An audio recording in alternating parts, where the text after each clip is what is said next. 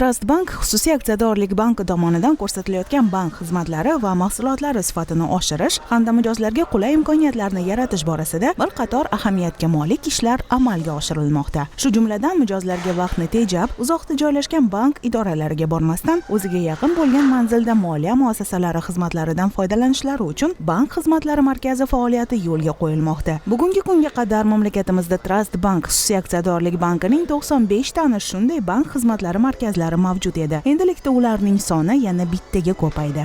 Trust Bankning yangi 96-bank xizmatlari markazi aholi gavjum joyda, Arq-Buloq savdo markazida joylashgan. Endilikda aynan shu yerda mijozlar bir qator bank va konsalting masalalarini hal qilishlari mumkin. Hozirgi kunda kelib bankimizda bir qancha xizmat turlarimiz bor. Hozirgi kunda ishlab turibdi.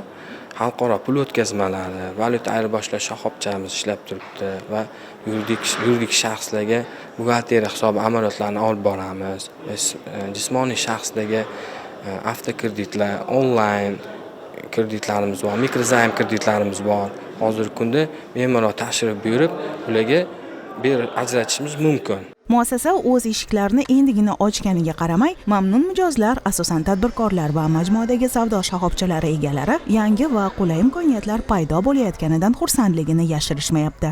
Arq-Buloq xalqaro savdo majmuasidan yaqinda do'kon olib, tadbirkorlik ishimni, faoliyatimni yuritishni boshladim. Yaqinda Shakkesor filial Transbank kelib bizani bozorga tashrif buyurdi.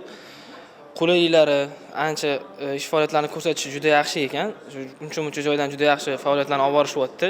Denizli periodlarda valyuta ayirboshlashda yoki klientlarning naqd puli bo'lmasa, kelib mashtan naqd pul yechib berishda juda yaxshi ish faoliyati olib borishyapti. Bizga narx-navolari ham hamma narsasi to'g'ri kelyapti.